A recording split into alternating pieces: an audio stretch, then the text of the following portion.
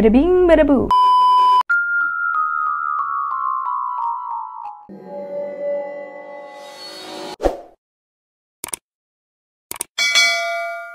Hai Bestiana, apa kabar semuanya? Semoga kalian sehat-sehat aja.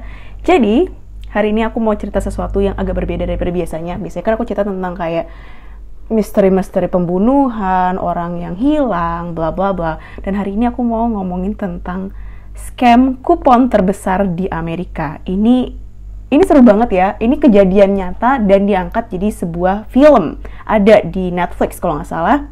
Jadi menceritakan tentang dua wanita yang mereka tuh sehari-harinya, karena mereka dari kelas menengah ke bawah, jadi mereka hidupnya bergantung sama kupon ya, untuk beli groceries, beli kebutuhan rumah tangga, segala macam, mereka selalu bergantung sama kupon. Nah, masalahnya kalian tahu kan, kalau kupon-kupon itu kan suka ada conditionsnya segitu ya, kayak ada syarat-syaratnya, misalnya, oh kamu harus beli 2 sereal untuk dapat 1 sereal gratis. Akhirnya, 2 perempuan ini tuh jadi kayak nyetok banyak banget barang di rumah mereka, supaya mereka dapat diskonan. Ngomongin nyetok, aku jadi inget sama shampoo. Nih kayaknya aku harus nyetok shampoo ya, karena aku baru aja nemuin shampoo yang bagus dan cocok banget sama aku. Ini soalnya aku lumayan takut ya, kalau misalnya kalian tahu dan kalian udah mulai suka, wah kayaknya aku bakal kehabisan nih. Yap, shampoonya dari Scarlett. Kalian udah bisa lihat ini mereka udah sekarat gini. Udah mau habis karena aku suka banget aku pakai ini. Dan, beda banget, aku ngerasa banget adanya perbedaan di rambut aku. Awalnya aku bingung kan, kayak, Scarlett ngeluarin shampoo, conditioner juga. Coba karena aku kan suka pakai body care-nya dari Scarlett ya. Dan ini bener-bener gak mengecewakan. Ini lihat kalian tutupnya tuh sampai kayak udah begini.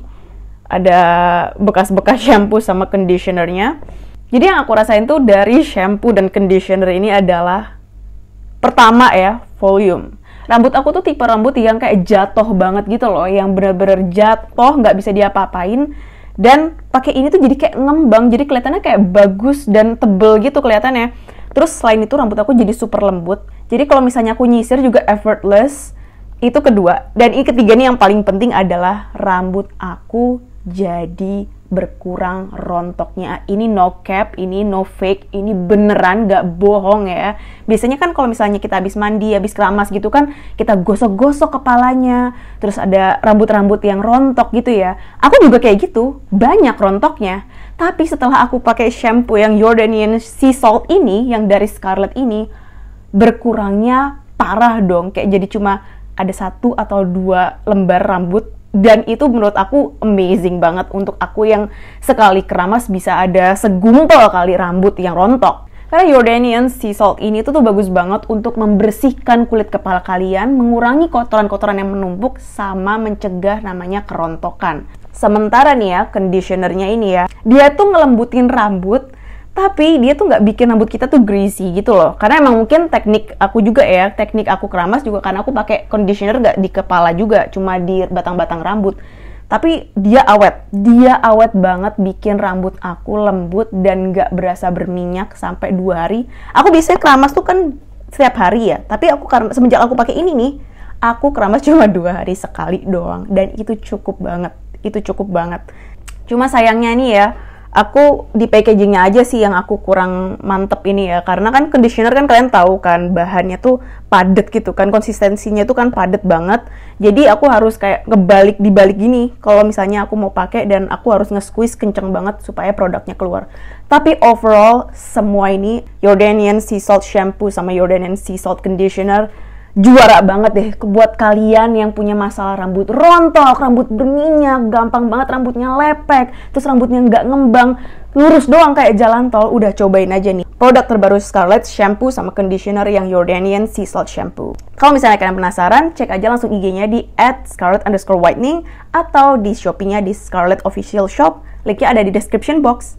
Nah, seperti yang aku udah ceritain di awal ya, jadi hari ini aku akan ceritain tentang 2 perempuan yang hobi memakai kupon, bahkan mereka menjual kupon akhirnya, banting setir, jadi jualan kupon, dan mereka jadi miliarder karena kupon-kupon tersebut.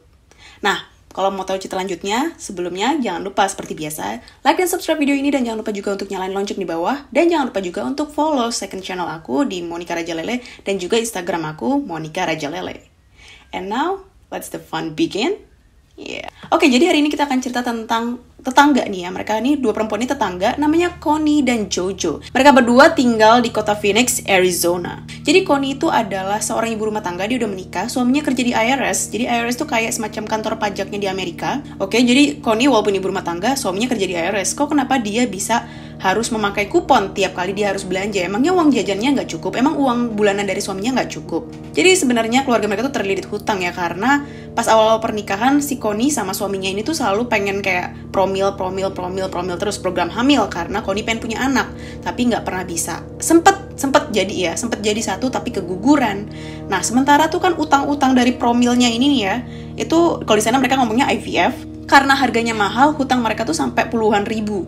Jadi puluhan ribu dolar ya. Jadi ada kali totalnya tuh sekitar $100,000, itu udah 1 miliar sendiri. Itu kayak utang seumur hidup buat mereka ya, karena kerja di IRS gajinya gak segede yang kalian pikir gitu kan. Nah sementara untuk Jojo ini tuh dulunya adalah seorang wanita karir, cuma ambles. Kenapa dia bisa ambles? Jadi waktu itu tuh ada hacker yang bernama Tempetina yang mencuri identitasnya si Jojo ini, dan identitas tersebut dipakai untuk nge-scam banyak orang. Jadi kalau misalnya kalian nggak tahu, di Amerika tuh kalian hidup tuh berdasarkan credits ya, kredit. Jadi credits itu tuh kayak identitas kalian, terus kalian tuh gimana sih selama menjadi masyarakat itu, kayak kalian kreditnya bagus atau enggak gitu kan. Nah karena identitasnya Jojo ini dipakai untuk nge-scam orang, otomatis kreditnya anjlok dong. Karena kreditnya anjlok, Jojo nggak boleh minjem ke bank untuk usahanya dia. Tiap kali dia masuk ke kantor polisi nggak pernah dilayanin. Dia mau masuk ke rumah sakit atau berobat aja kayak sering ditolak. Dia bahkan harus pindah balik lagi tinggal sama ibunya dan hidup serba kekurangan. Sekarang kerjaannya sehari-harinya Jojo tuh adalah jualan makeup keliling. Karena orang yang mau beli makeup biasanya kan kayak, kamu terima credit card nggak gitu kan? Pastinya Jojo bilang dong, oh gue nggak terima credit card karena gue nggak bisa gitu. Karena mau nggak mau si Jojo harus jelasin masa lalunya, identitasnya dicuri dan lain-lain. Sementara itulah yang bikin customer-customernya tuh kayak, oke, gak jadi beli deh. Karena mereka pikir Jojo bukanlah orang yang bisa dipercaya. Akhirnya mereka berdua jadi bestie nih, Jojo sama Connie, karena mereka hidupnya serba pakai kupon gitu kan. Sebenarnya Jojo tuh dia punya YouTube channel, jadi dia kayak punya side job gitu. Dia punya YouTube channel, terus dia kayak sering bikin video gimana caranya berhemat, gimana caranya beli barang dengan kupon. Dia kayak ngasih tips-tips kayak gitu. Dan Jojo ini sebenarnya punya fans ya, punya cowok yang naksir sama dia. Sebut aja namanya Alan. Nah, si Alan ini tuh adalah seorang tukang pos, dan dia tuh sering banget nontonin video-videonya Jojo, terus dia sering caper-caper ke Jojo. Seneng deh pokoknya dia sama Jojo. Sebenarnya apa yang dilakukan Connie sama Jojo ini agak gimana ya? Agak nyebelin buat kasir-kasir dari supermarket yang mereka datengin. Sebenarnya cuma satu supermarket ini doang yang mereka datengin ya. Namanya supermarket A&G. Nah, ada satu kasir nih, yang particular kasir ini yang gak suka sama Connie, karena tiap dia beli barang selalu kuponnya segepok dia dikasih ke kasirnya, terus kasirnya harus nge-scan kuponnya satu-satu dong. Nah itu tuh yang bikin antrian panjang. Terus Connie tuh selalu kayak punya jargon, dia ngomong kayak gini, save the pennies and let the dollars work itself. Sementara yang dibeli Connie ini tuh banyak banget. Dia kalau sekali beli tuh bisa sampai ratusan dolar. Tapi karena kupon-kuponnya itu, Connie bisa bayar jauh lebih murah, dari $136 jadi $12. Itu kan gila banget. Nah, suatu hari nih, Connie habis kayak belanja gitu kan, terus dia buka salah satu belanjaannya, dia buka sereal gitu kan. Dia makan serealnya, katakanlah namanya sereal enak. Dia makanlah sereal ini, kok basi? Akhirnya dia bikin surat komplain ke perusahaan si sereal enak ini. Terus suratnya dibales lah sama si sereal enak ini, kayak isinya permohonan maaf dan dikasih satu kupon gratis pembelian, gratis pembelian satu kotak sereal. Dia pergi ke supermarket A&G ini, terus dia beli satu kotak sereal, dia pamer lah ke kasir yang kesel sama dia itu kan. Lihat nih, gue dapat gratis, gue punya kupon gratis. Nah, terus si kasirnya kayak, lo nggak spesial tahu, banyak banget orang-orang yang komplain ke perusahaan-perusahaan gitu. Terus nanti mereka bisa dapat kupon gratis, nggak cuma lo doang. Terus Connie jadi kayak, ide bagus. Akhirnya dia komplain ke semua perusahaan-perusahaan yang pernah dia beli. Maksudnya perusahaan-perusahaan yang dia pernah beli produk-produknya. Dan dia tulis surat komplain ke perusahaan-perusahaan tersebut. Perusahaan keripik kentang, perusahaan tisu, perusahaan beras, perusahaan tepung, semua perusahaan. Dan dia dapat banyak banget namanya kupon gratis pembelian. Terus dia bilang lah ke Jojo, Jo lihat deh nih, gue punya banyak banget nih. Ada kupon gratis pembelian tissue roll. Kalian tahu kan tissue roll kan mahal banget gitu. Terus Jojo kayak, wow, this is amazing actually. Like, gue kagum sama lo. Lo jual nggak nih? Terus kayak, emangnya kalau gue jual kupon-kupon ini lo mau? lu jual setengah harga dari pembelian barang-barang ini, gue aja mau beli. Jadi katakanlah kalau misalnya sereal harganya $6, dia jual kuponnya $3, tetap untung dong. Ibaratnya Jojo akan cuma bayar sereal itu seharga 50%, seharga $3, setengah harga sereal tersebut. Dari situ Jojo sama Connie akhirnya punya ide untuk jualan kupon. Yang mana ini akan menjadi scam kupon terbesar di Amerika. Jadi mereka cari tahu lah, di mana sih perusahaan-perusahaan Amerika yang suka ngasih kupon-kupon ini tuh menerbitkan kuponnya, nyetak kuponnya. Ternyata ada satu pabrik ini yang emang kerjaannya ngeprint kupon, itu di Chihuahua, Meksiko. Iya, namanya Chihuahua, kayak anjing Chihuahua. Nah, terus mereka pergilah ke Chihuahua, mereka cari siapa sih kira-kira ada pegawai nggak yang bisa diajak kerjasama, diajak kong-kali-kong. Ada nggak pegawai yang hobinya tidak menaati aturan? Pas banget mereka nemu satu ini lucu banget sih. Mereka nemu satu pegawai yang mana dia lagi ngerokok, tapi sebelahnya tuh ada kayak sign, ada kayak tanda jangan merokok. Itu kan udah ketahuan kok, oh dia bakalan ngelanggar aturan. Disamperin lah orang ini, dikasih tahu lah proposal pekerjaannya seperti apa. Oh, kita mau bikin jualan kupon gini. Boleh nggak tolong kamu curi kupon dari perusahaan kamu? Terus kata isi pegawainya, ngapain? Gini. Daripada gue nyuri, gue kasih tahu ya, kalau misalnya di perusahaan printing gue ini, perusahaan percetakan gue ini, mereka tuh selalu kelebihan saat nyetak kupon.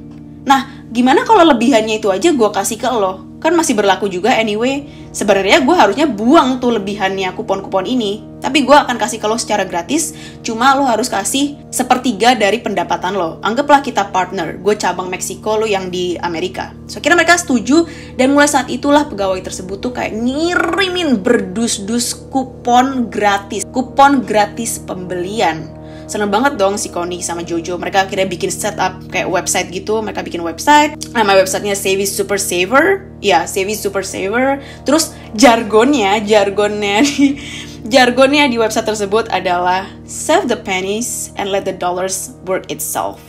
Dan ini akan backfire nanti. Nah, si Jojo ini bantunya dengan cara dia promosiin website ini di YouTube channelnya. Dan orang semua langsung kayak, wow, excited banget dong. Oke, sekarang gue kalau belanja akan cuma 50% aja. Gue gak harus bayar full karena page ini, website ini tuh mereka jualin kupon-kupon dengan harga setengah dari pembelian barang-barang yang biasanya kita beli gitu kan. Wah, sukses berat website ini. Dan mereka tuh modelannya kayak online shop gitu ya, cuma mereka jualan kupon. Jadi nanti kuponnya diambil, dimasukin amplop, dikirim ke alamat-alamat yang mereka mau tuju. Dan pendapatan dari website Savvy Super Saver ini tuh masuk ke akun PayPal ya. Nah, masalahnya si PayPal ini ngelihat kok tiba-tiba dari akun PayPal yang tadinya 0 jadi dapat $200,000, $300,000. Mereka curiga dong, ini uang dari mana? Takutnya money laundering atau apa gitu kan. Akhirnya dibekukan. Akun PayPal-nya ini bekukan sampai si Connie sama Jojo ini bisa membuktikan kalau usaha yang mereka punya tuh legit. Akhirnya bingung dong Connie sama Jojo, gimana caranya supaya bisnis kita ini kelihatannya legit, padahal kita sebenarnya bohongin orang. Akhirnya mereka setuju untuk diskusi untuk minta saran dari Tempe Tina. Ya, orang yang pernah ngejual identitasnya si Jojo ini. Akhirnya mereka ketemu sama si Tempe Tina, kita sebut aja namanya Tina ya, kayak kepanjangan panggil Tempe Tina. Terus mereka bilang lah apa yang terjadi. Mereka juga cerita kalau mereka mendaftarkan bisnis mereka ini tuh dengan nama palsu dan alamat yang palsu. Nah, akhirnya sama si Tempe Tina ini dikasih tahu gimana caranya supaya mereka tuh nggak bisa di-track balik ya, nggak bisa dilacak balik gitu loh kalau misalnya ada sesuatu yang terjadi. Jadi pertama Jojo tuh harus hapus channel YouTube-nya dia, karena mereka nggak mau dong kalau misalnya sampai FBI bisa tahu, polisi bisa tahu, nanti bisa dilacak balik dong ke Jojo, ketahuan dong. Terus mereka juga harus bikin alias, buka akun bank dan credit card yang dengan nama yang berbeda-beda, bukan pakai nama aslinya mereka. Dan bisnis ini nggak boleh dilakukan di rumah. Mereka nggak boleh jual kupon ini di rumah. Mereka harus sewa rumah lain yang mereka akan gunakan untuk jualin kupon-kupon ini. Selain itu, mereka juga nggak boleh membelanjakan uang yang mereka hasilin dari penjualan kupon ini selama 6 bulan. Karena kalau misalnya mereka langsung belanjain, orang langsung kayak alarm dong. Tina juga minjemin namanya Iron Key. Jadi kayak semacam alat untuk dicolok ke USB. Itu kayak enkripsi kelas militer. Jadi kalau buat kalian yang nggak tahu apa itu enkripsi, jadi biar data-data kalian itu tuh diterjemahkan ke kode-kode. Jadi orang tuh nggak bisa baca. Dan Tina minta dibayar 10% dari pendapatan mereka jualan kupon ini. Nah masalahnya karena adanya si Savvy Super Saver ini kan akhirnya semua pembeli beli barang-barangnya mereka di supermarket tuh dengan harga cuma setengah, 50% aja. Rugi dong perusahaan-perusahaan. Mereka rugi 50%. Perusahaan-perusahaan itu pada kayak komplainnya tapi ke supermarket afiliasi mereka. Jadi kayak, ini kenapa sih kok dari pembelian dari toko lu tuh gue dibilang ada diskon 50% padahal gue gak pernah ngasih kupon diskon gitu kan. Kenapa bisa ada kupon diskon banyak banget, kita rugi nih miliaran, kita rugi nih jutaan dolar. Nah adalah satu orang ini yang namanya Ken Miller. Jadi Ken ini tuh adalah kayak petugas di bagian loss prevention, jadi untuk mencegah adanya kerugian dari perusahaan-perusahaan tersebut. Dan dia kerja di supermarket A&G manapun, satu Amerika, tapi dia fokusnya tuh di A&G di Phoenix, Arizona. Nah akhirnya Ken bingung dong, kok bisa sih? Dan dia meriksa semua berkas kupon yang pernah dipakai dan dicek dengan kayak dicocokin gitulah sama credit card yang pernah dipakai segala macem. Dan mereka menemukan satu credit card dari salah satu pembeli. Ken datengin lah si pembeli tersebut, dia interogasi segala macam, dan si pembeli itu bilang kayak, oh gue dapet kupon ini dari website namanya Savvy Super Saver.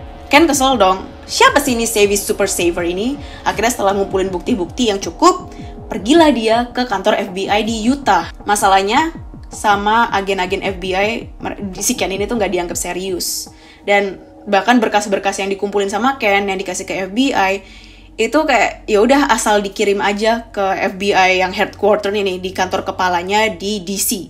Sebenarnya berkasnya tuh sampai ke kantor FBI di Washington DC, masalahnya dikasih ke bagian yang paling kroco, dikasih ke orang yang paling kroco, yang bahkan dia tuh si orang ini tuh cuma data analyst, dia bukan agen ya, dia bukan agent. Nah karena si Ken ini tuh orangnya tuh emang kukuh banget ya, dia teleponin FBI terus, teleponin tanya, gak pernah dapat balasan apapun dari FBI, karena FBI merasa kayak agen-agennya gak pernah mendapatkan berkas yang dikirim sama si Ken Miller ini. Mereka ngiranya Ken Miller mungkin gila. Sementara itu, Connie itu berhasil bikin 3 KTP palsu.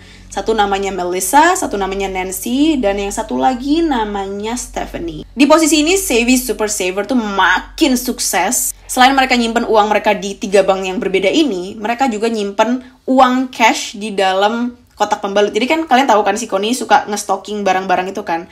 Nah ada kotak pembalut gede-gede gitu, isinya sama dia dikeluarin semua, uang-uangnya dimasukin situ dan dia simpen di dalam ruangan tadi. Nah udah 6 bulan nih lewat.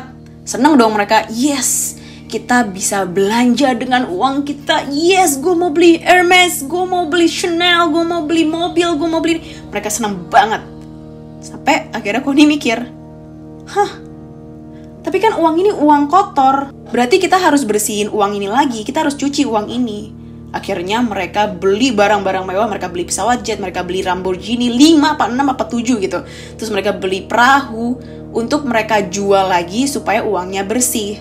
Mereka juga bahkan beli senjata ya. Itu lucu banget, mereka pergi ke kayak suatu expo gitu, dimana tuh mereka jualan senjata. Salah satunya adalah senjata yang dipakai sama Keanu Reeves di film John Wick. Dan mereka beli bulk gitu loh, jadi dalam jumlah yang banyak. Mereka berharap mereka bisa jual ke orang. Dan Connie ini sebenarnya walaupun suaminya tuh nggak mendukung dia ya, suka ngata-ngatain si Connie. Jadi suaminya Connie ini emang nggak supportive. Jadi Connie dulu suka kayak guntingin kupon-kupon, diejekin, dikatain, disuruh kamu tuh kayak nggak punya hobi aja, sanalah cari kerja, bla bla bla.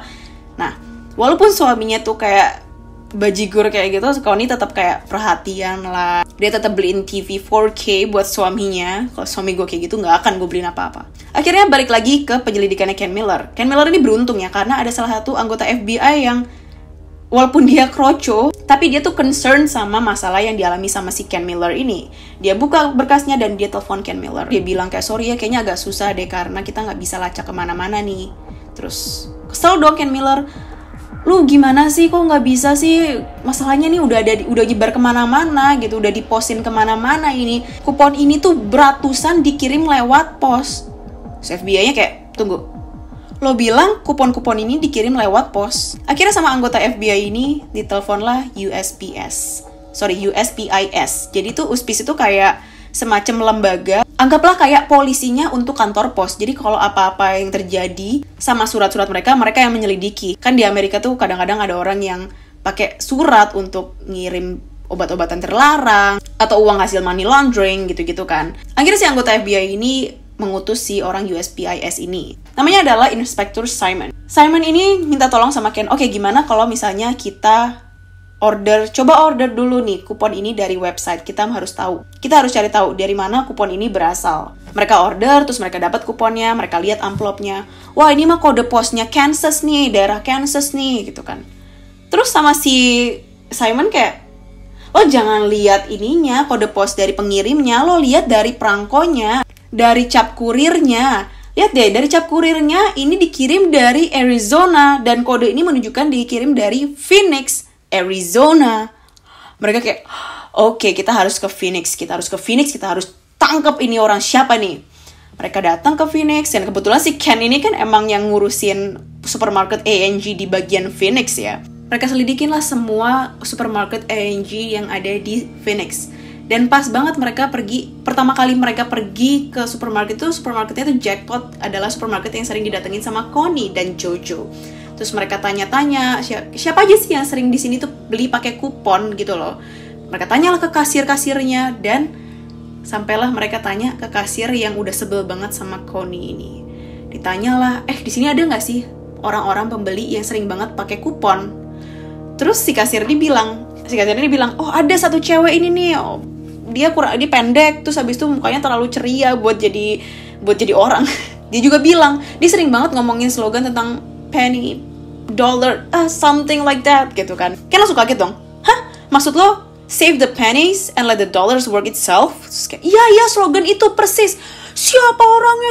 Ken di situ udah marah banget kan. Siapa orangnya, kasih tahu gue. Dia goncang-goncangin lah si kasir ini. Terus sama si Simon bilang, lo sabar.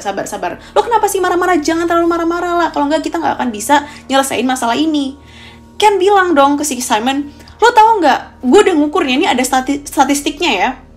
Orang itu akan pergi ke supermarket dalam range paling jauh tuh 2,27 mil dari rumahnya. Kita ini ada di daerah rumahnya dia, kita ada di daerah rumahnya si scammer kupon ini. Terus kayak, oke, bagus dong. Itu kerja yang bagus, jangan marah. Karena kamu baru aja ngecilin jangkauan kita dari satu Phoenix ke dalam radius 2 mil. Itu jadi kecil banget gitu kan. Jadi kecil banget. Pencarian kita lebih spesifik sekarang. Akhirnya mereka pergi ke kantor pos yang ada di daerah situ ya. Ada satu kantor pos gede gitu untuk daerah situ, untuk daerah perumahannya si Connie dan Jojo. Terus mereka bilang lah ada orang yang udah ngirimin kupon-kupon ini, mereka scammer bla bla bla, dikasih kayak arahan untuk kalau kalian tahu sesuatu kasih tahu ke kita. Dan Ellen kan di situ. Ellen kan dia tukang pos, dia ada di situ dan dia kayak oh my god gitu kan. Terus ada salah satu temennya si Ellen kayak bukannya itu gebetan lo ya enggak deh, itu Jojo kan kulitnya hitam, sementara yang dicari ini kan orangnya kulit putih. Terus kayak Simon sama Ken kayak, oke, sini kamu Ellen. Terus diinterogasi. Ellen gak bisa ngasih banyak gitu loh ke mereka, dan gak bisa ngasih apa-apa karena dia mau melindungi si Jojo kan. Akhirnya karena Simon dan Ken gak dapet apa-apa dari Ellen ini, mereka memutuskan untuk ngikutin Ellen. Mereka ikutin Ellen, terus pas banget nih Ellen tuh di depan rumahnya Jojo, dia nulis surat untuk Jojo, lu udah mulai ketahuan nih sama pihak yang berwajib, cabut lah lu dari kota ini gitu kan. Terus dia kasih suratnya itu ke mamanya si Jojo, kebetulan mama Jojo dari rumah gitu kan. Terus dia muter-muter aja tuh di depan rumahnya Jojo kayak bingung sendiri. Terus akhirnya Simon sama Ken kayak jackpot. Mereka semalaman mantau rumahnya Jojo. Dan besokan paginya pas Jojonya pergi mau ke tempat kerjanya, ke rumah yang mereka pakai untuk jualan kupon ini, diikutin lah sama Simon dan Ken. Mereka ikutin sampailah ke rumah gede ini yang dijadikan gudang untuk penyimpanan kupon-kupon yang dijual sama Jojo dan Connie secara ilegal tersebut. Dan mereka tungguin, mereka lihat, oh ternyata ada satu lagi, ada partnernya itu sesuai, cocok dengan deskripsi orang yang dibilang sama si kasir tersebut yang sering pakai kupon diskon gitu kan. Akhirnya mereka catat tuh plat nomornya berapa, mereka akhirnya pergi ke USPIS, terus habis itu sama si orang pegawai si USPIS-nya ini tuh dicari lah siapa sih yang punya plat nomor ini. Ternyata namanya adalah Connie, bukan Stephanie, bukan Nancy, dan juga bukan Melissa. Akhirnya dari situ mereka minta izin dari judge, dari hakim untuk melakukan digerebek rumah ini. Jadi malam-malam di hari yang sama mereka gerebek rumahnya Jojo dan Connie. Kebetulan waktu itu Jojo kayak nggak bisa tidur gitu kan, kok perasaannya nggak enak. Pas dia bangun ke dapur, mau cari es krim lah, mau ngemil. Dia lihat, ada tumpukan surat gitu kan. Karena kemarinnya si mamanya baru terima surat kan. Nah dia buka yang pertama kali adalah surat dari si Ellen yang bilang kayak, cabut lo dari kota ini. Orang-orang yang berwajib udah nyari lo, polisi udah nyari lo. Dan pas dia buka, dia baca surat itu, langsung digerebek sama USPIS dan juga sama Ken Miller. Jojo sama Connie akhirnya ditangkap, mereka dibawa ke kustodi polisi, termasuk suaminya si Connie ini juga ditanya, diinterogasi habis-habisan. Lo tuh kan kerja di IRS, kok bisa sih istri lo kayak gini? Mamanya Jojo ini juga diinterogasi habis-habisan. Tapi emang karena suaminya si Connie dan mamanya Jojo ini nggak tahu apa-apa, ya mereka dilepaskan. Sementara Jojo dan Connie itu mereka ditahan di penjara, di remand. Nah, di remand ini kebetulan karena Ellen ini saking sayangnya sama Jojo, akhirnya dibayar bailnya. Jadi Jojo bisa keluar, sementara Connie tetap ada di dalam tahanan. Nah, dalam tahanan ini dia dikunjungi sama suaminya, dan suaminya tuh, aku tahu apa yang dilakukan Connie ini salah ya, karena dia berbohong gitu kan, dia nipu orang. Nah, masalahnya nih ya, suaminya tuh, dia harus tahu lah kalau Connie lagi di penjara, dia lagi terpuruk, dia lagi depresi, dia lagi sedih. Bukannya dikasih penyemangat dan dikasih jalan keluar, tapi suaminya malah nyalain Connie. Lu tuh udah gue bilang gak bisa ngapa-ngapain, urusan lu tuh cuma sama kupon doang. Akhirnya Connie kayak, oke, fine, kita divorce, kita harus cerai. Dan sampailah ke persidangan, Jojo dikenakan community service, dan Connie dikenakan hukuman 11 bulan penjara.